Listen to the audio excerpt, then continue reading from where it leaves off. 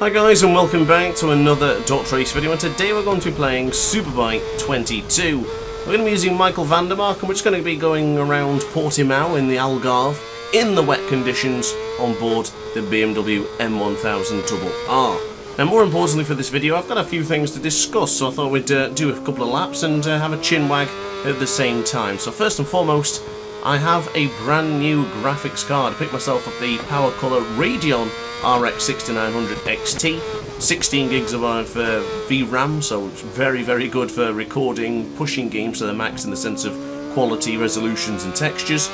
So I'm pretty excited right now because I noticed in a few of my other videos there was the occasional stutter and a few frame drops here and there, depending on the circuit in Superbike 22. Now, it wasn't like that for me to play, but to watch the videos back I did notice some stutters and issues, and I hate that. I don't want to be any issues. I want this to be the best viewing experience it can be for you guys. And I went out and decided to improve. So hopefully from now on we're going to see a big improvement. Now, something to mention of course is I have already recorded around 3 or 4 career mode videos in advance with the RTX 2080 Super that I used to have. So it'll be from the career mode 7, I think it is, after Catalunya. So we have the Mazzano test, Manicors and Catalunya videos all recorded with the old 2080 Super, and there's going to be a few videos in between as well.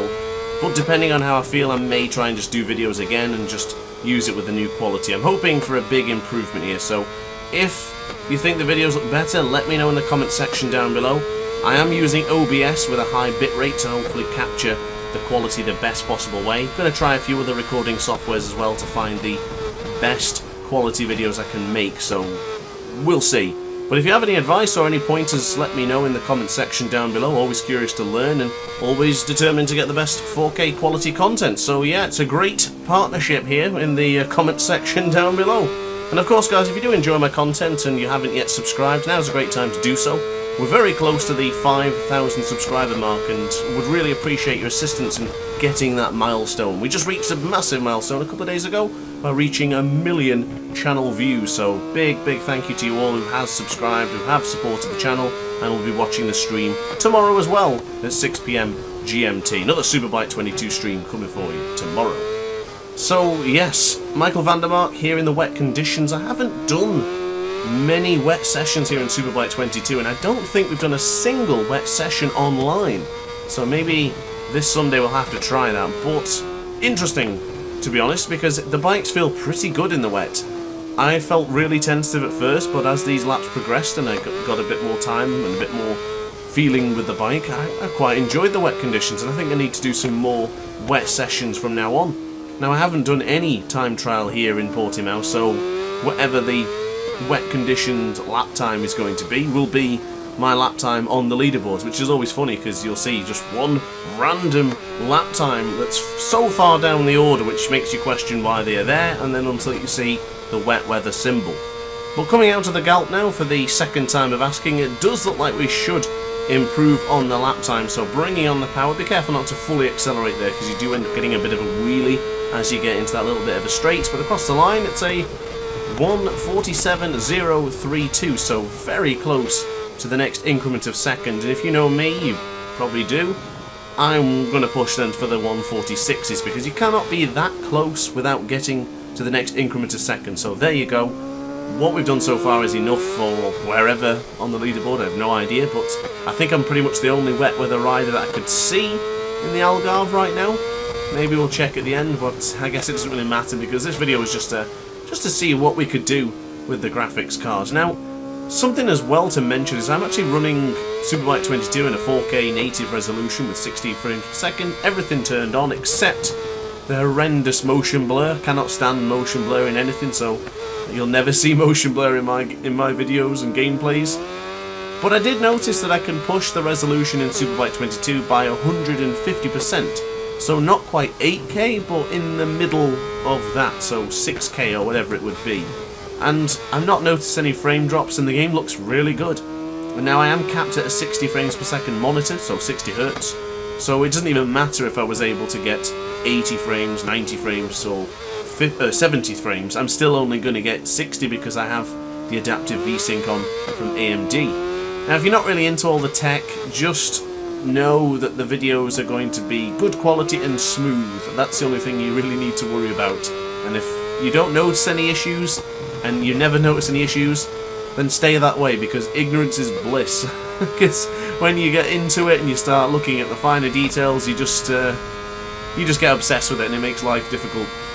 But ignoring that for now, we're going to get across the line. We are 2.5 tenths of a second down to the previous best, which was set a moment ago, the 1:47.032. So now it's a little bit of a slide into the Primera corner.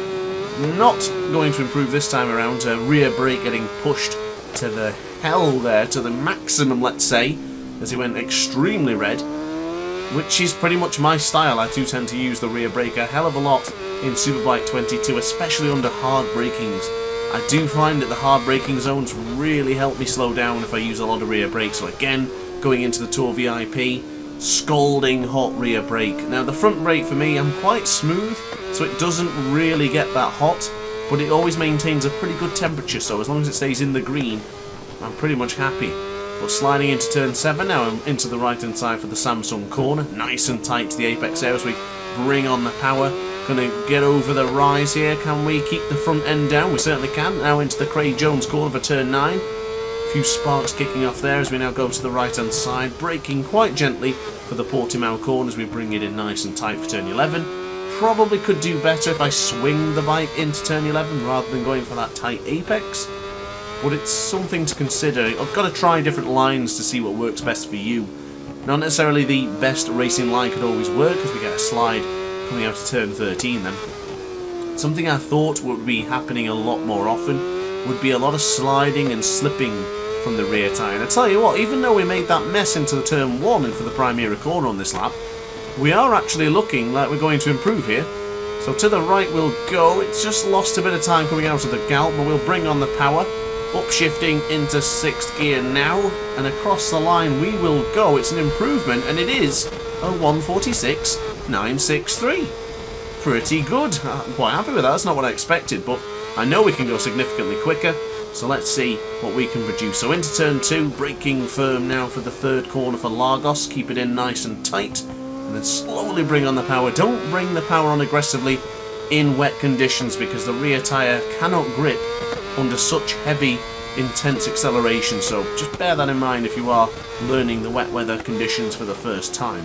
But nice braking into the Tour VIP. We were up by 4 tenths of a second almost. Pretty good lap improvement here, and we could get ourselves into the middle of the 1:46s. But now into turn 7 for the right hand side.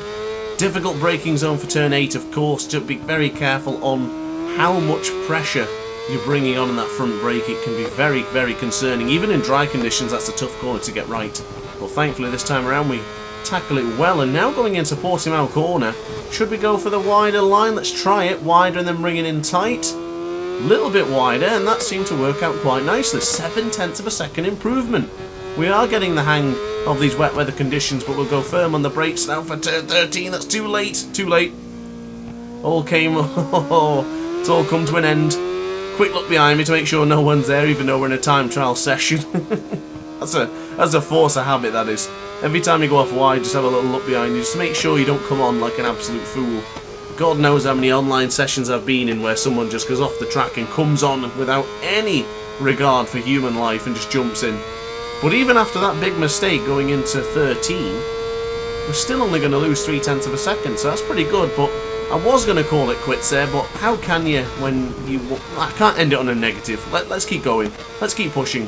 I'm sure I've got one more in me at least.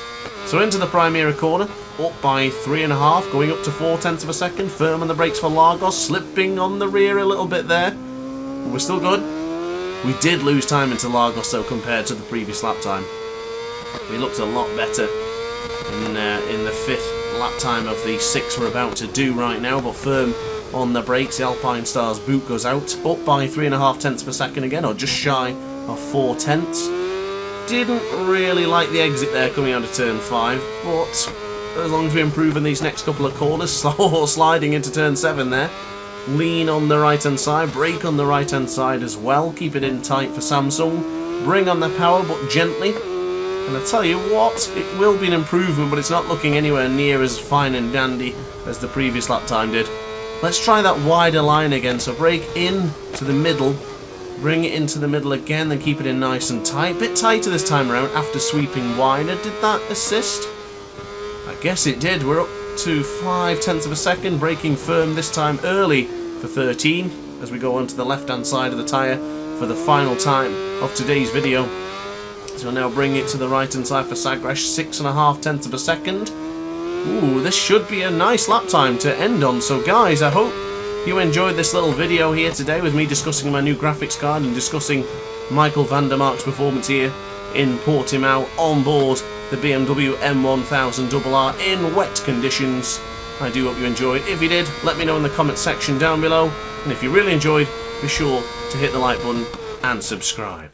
So those are my lap times on screen right now. If you want to challenge my lap time in the wet conditions, go ahead and just let me know in the comment section or even in the Discord server. But that's it from me, guys. Thanks for watching, and I'll see you in the next video. Like, comment, subscribe, and ciao for now.